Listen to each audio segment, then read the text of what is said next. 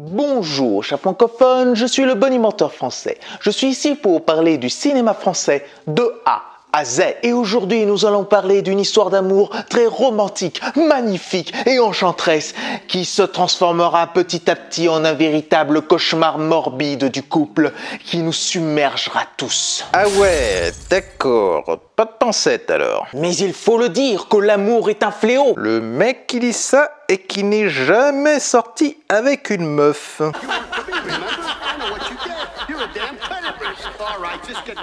Ta gueule! Bref, comme vous l'avez compris, vous n'allez pas voir une comédie romantique que vous avez l'habitude de voir. Donc... L'amour et les forêts de Valérie Donzelli. Valérie Donzelli, avant d'entrer dans le milieu du cinéma, a d'abord fait des études d'architecture pour ensuite abandonner et faire une carrière de comédienne. Ce n'est pas anodin parce qu'on verra que grâce à ses études, elle arrivera à trouver les bons décors pour ses films. Donc elle commencera avec des petits rôles jusqu'à ce qu'elle décroche son premier rôle principal avec Martha. Martha qui passera quand même à la quinzaine des réalisateurs. Et ça ne déboulera que sur des rôles secondaires, alors elle commencera de plus en plus à s'intéresser à la réalisation. Oui, c'est un peu le même cas que Nicolas Giraud. Donc après avoir présenté ses 3 courts-métrages de 2000 à 2010, dont un Il fait beau dans la plus belle ville du monde, qui est passé à la quinzaine, tout en continuant son travail de comédienne, elle présentera son premier long-métrage, La Reine des Pommes. Aucun rapport avec Jacques Chirac. Mangez des pommes! Ce fut un retour assez mitigé, mais le début de sa patte était là. Et donc en 2011, elle sortira le film qui la fera connaître un peu plus, surtout parce qu'il a été présenté en ouverture au Festival de Cannes à la Semaine de la Critique, ça devient une habitude. Elle sera aidée par Jérémy El-Kaïm au scénario et à l'acting, qui sera dans beaucoup de ses longs métrages, et bien sûr, dans La Guerre est déclarée.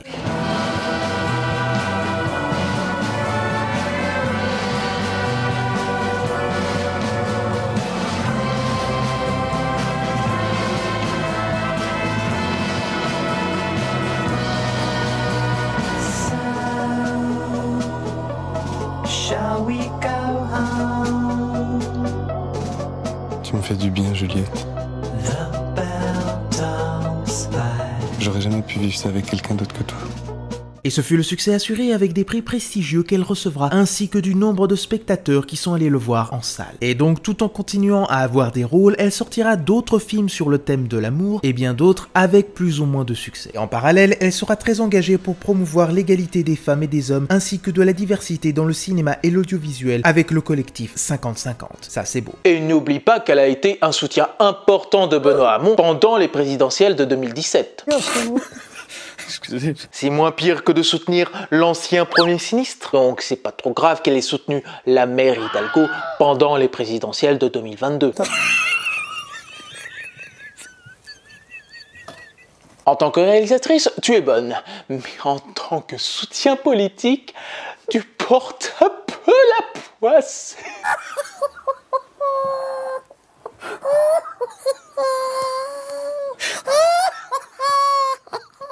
Mais bref, c'est après avoir réalisé la série Nona et ses filles qu'elle s'intéressera au livre d'Éric Reinhardt et qu'elle aura envie de l'adapter avec Virginie Fira dans le rôle titre L'amour et les forêts. Je pense que c'est parce qu'elles ont joué ensemble dans Madeleine Colin qu'elle a eu envie de la prendre. Et aussi parce que c'était le moment où Virginie faisait un carton sur chacun de ses films. J'étais assez impressionnée parce que je jouais sa meilleure amie dans un film qu'on a fait ensemble et je l'ai vue jouer. Elle avait une scène où elle était complètement fracassée, elle pleurait.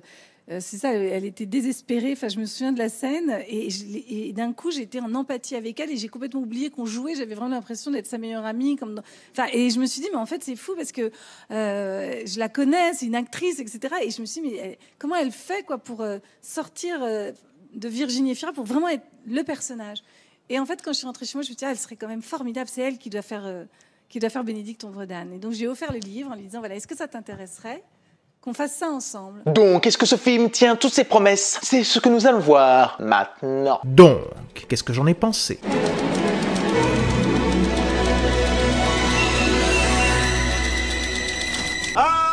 Devant L'amour et les forêts de Valérie Donzelli, j'ai vu là une pure œuvre cinématographique qui commence comme une histoire d'amour classique pour se transformer en une relation très anxiogène, toxique, qui détruira à petit feu ce couple. Déjà, la mise en scène de Donzelli est très inventive tout le long du métrage.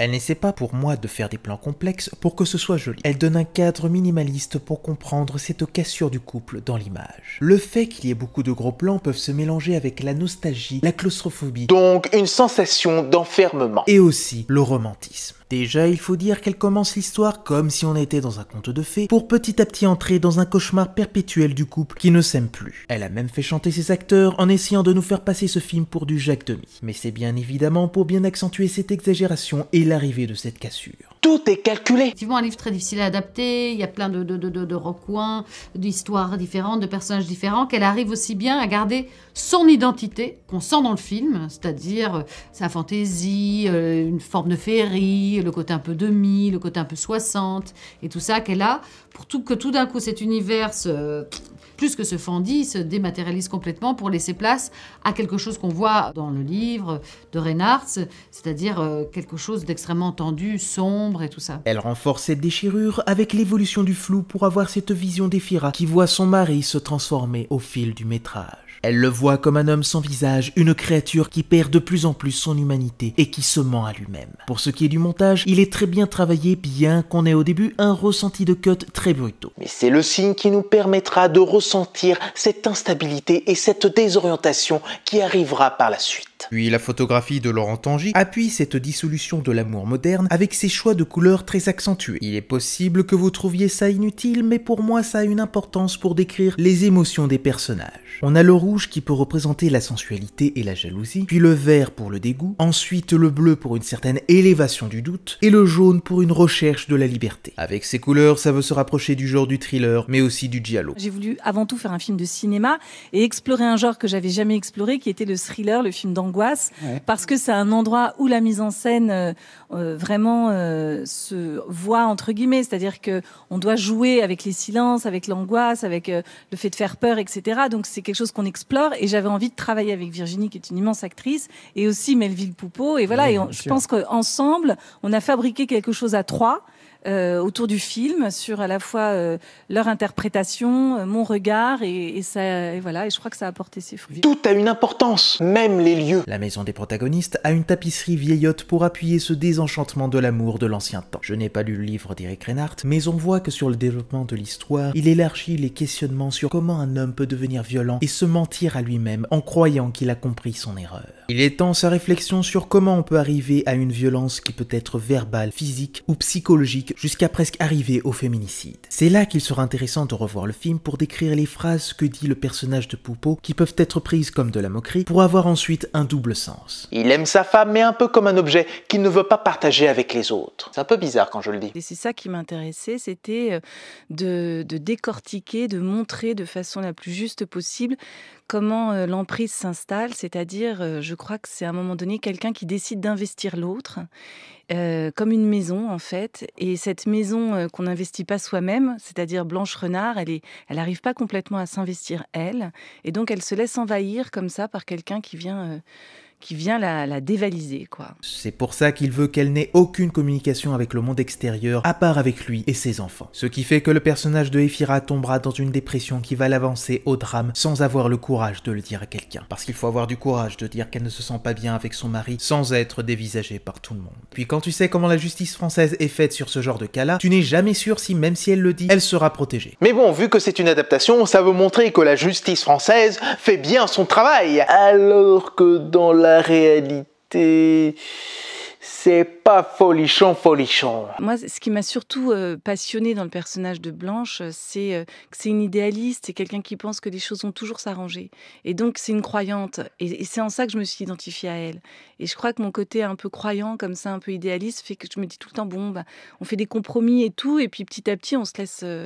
on perd un peu en confiance au final. Ce sera la forêt qui l'aidera à aller mieux et avoir peut-être une autre lumière pour oublier la jalousie morbide de son mari. Certains diront que c'est de sa faute sur un événement qui suivra, mais je ne pense pas. Parce que quand on n'arrive plus à aimer l'être qu'on aime, est-ce qu'on peut réussir à le dire à quelqu'un et sortir de cette torpeur si la personne manipule les gens pour faire croire que c'est le couple parfait? Il est possible que les vieux de l'ancien temps n'aiment pas cette partie-là. Une question de génération. Ensuite, pour ce qui est de l'adaptation du livre, elle sera accompagnée d'Audrey Diwan qui raconte bien ces sujets très tabous. Quand le livre d'Éric s'ouvre, cette histoire existe déjà depuis un certain temps. Et donc oui. nous, il fallait inventer les premiers pas de cette histoire, la manière dont cette histoire d'amour, au départ, se noue, quels sont les premiers temps, quelle est la beauté, quelle est la lumière, et surtout, comment faire pour que ce ne soit pas exogène au livre, c'est-à-dire comment on peut tisser un fil d'un bout à l'autre du récit. Puis la composition de Gabriel Yared donne plus d'ampleur sur ce drame romantique. Il nous joue de cette romance sur une musique orchestrale qui ensuite nous emmène vers une teneur aboutie et s'approche d'une certaine mélodie spirale pour amplifier la démence de notre protagoniste. Elle est comme emprisonnée d'elle-même et l'amour peut apparaître musicalement par des chansons pour nuancer son propos. Comme par exemple la chanson du bout des lèvres de Barbara. La réalisatrice la met pour comprendre cet amour, mais avec les images qu'elle propose, la sous-lecture n'est pas loin. Tout comme son titre « L'amour et les forêts », il peut représenter une évasion charnière de ce désamour, mais aussi, vu qu'elle raconte son histoire comme à certains moments, un conte. On peut voir ce conte comme celui du grand méchant loup qui essaye d'amadouer une gentille brebis qui se laissera faire. Mais plus tard, cette brebis résistera. Moi, ce que je trouvais intéressant, c'était de raconter que,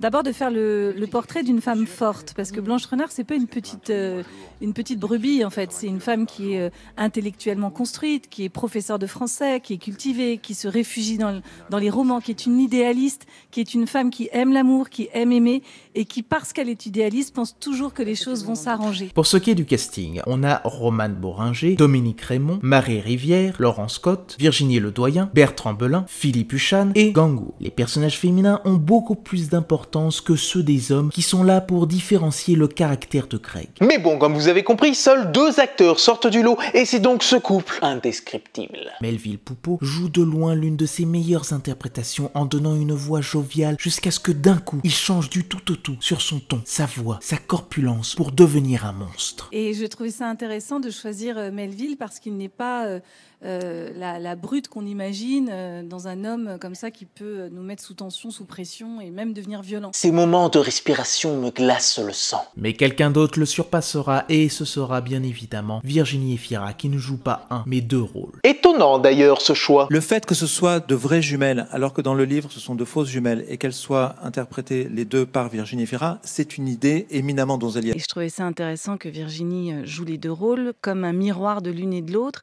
et aussi pour Greg l'amoureux comme un double, la sœur, et un lien qu'il ne pourra jamais réussir à rompre et qui sera toujours plus fort que celui qu'il pourra créer avec celle qu'il aime, Blanche. Le montage arrive à faire l'illusion qu'elle joue 2 personnages. Bien que ce ne soit pas facile au début d'y croire, il y a vraiment une telle tendresse dans le jeu d'Efira et aussi de l'effroi. On veut qu'elle s'en sorte. Nous, spectateurs, la voyons démunie et on aimerait la protéger. Elle évolue en croyant à cet amour véritable du début, pensant que ce n'est qu'un acte de passage, jusqu'à ce qu'elle voie le vrai visage de son mari et qu'elle s'approche de plus en plus vers le côté de la démence ou peut-être même le suicide, si telle est la solution pour s'en sortir. Au bout du compte, elle en perd complètement confiance en elle, elle en perd son latin, elle ne sait même plus quoi penser, quoi dire, et elle s'enferme dans une espèce de honte et de mutisme où elle ne fait que subir.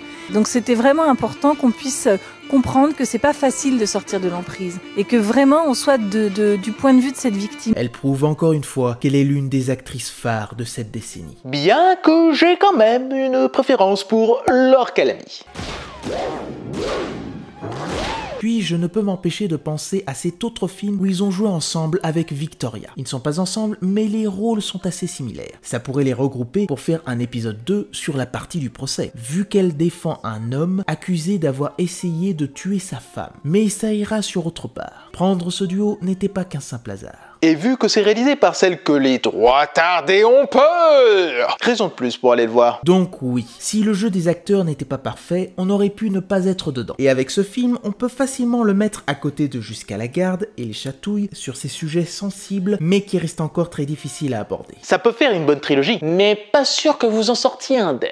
Oh dur, c'est pas le pied. Sur la dernière décennie, Valérie a voulu montrer l'amour sur toutes ses formes avec des personnages féminins forts. Et pour cette décennie, elle veut montrer la désillusion de notre époque sur l'amour, avec toujours des femmes fortes. Bref, un film important de notre époque. Sur ce, je vous dis à la prochaine et je bonimensionne les films que vous oubliez de mentionner. Greg s'est arrangé pour me rendre la vie impossible. Et vous suivez?